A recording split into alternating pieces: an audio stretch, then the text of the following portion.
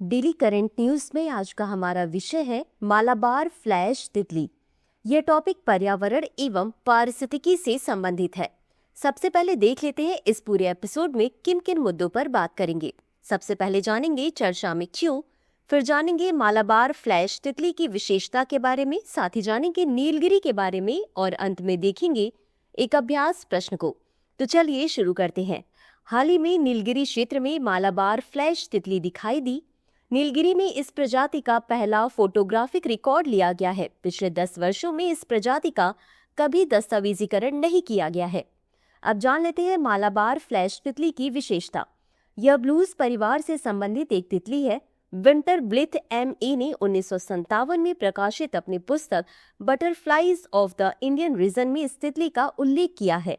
उन्होंने इसे एक दुर्लभ तितली बताया है। हालांकि इसका वर्णन सबसे पहले फ्रेडरिक मूर ने 1879 में किया था। यह आमतौर पर श्रीलंका और दक्षिण भारत में पाई जाती है।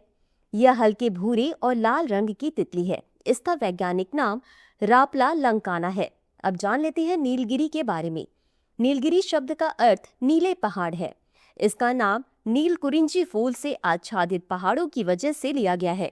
यह रिजर्व 3 भारतीय राज्यों में फैला हुआ है, तमिलनाडु, कर्नाटक और केरल।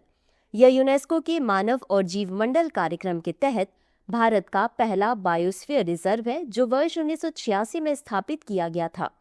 यह आदियान, अरनादान, कादर, कुरिचियन, कुरुमन और कुरुम्बा जैसे कई आदिवासी समूहों का निवास स्थल है। यह विश्व के अफ्रीकी उष्णकटिबंधीय और इंडो मलायन जैविक क्षेत्रों के संगम को चित्रित करता है। यहाँ नीलगिरी तहत नीलगिरी लंगूर, स्लेंडर लोरिस, काला हिरन, बाघ, गौर, भारतीय हाथी और नेवला जैसे जीव पाए जाते हैं। मीठे जल की मछलियां जैसे नीलगिरी डेनियो, नीलगिरी बार्ब और बोवेनी बार्ब इस बायोस्फीयर रिजर्व के लिए स्थानिक हैं। अंत में देख लेते हैं आज के अभ्यास प्रश्न को। निम्नलिखित कथनों पर विचार करें। 1. मालाबार फ्लैश ब्लूज परिवार से संबंधित एक तितली है। 2. यह आमतौर पर श्रीलंका और मध्य भारत में पाई जाती है। उपर्युक्त में से कौन सा या कौन से कथन सही है या सही है?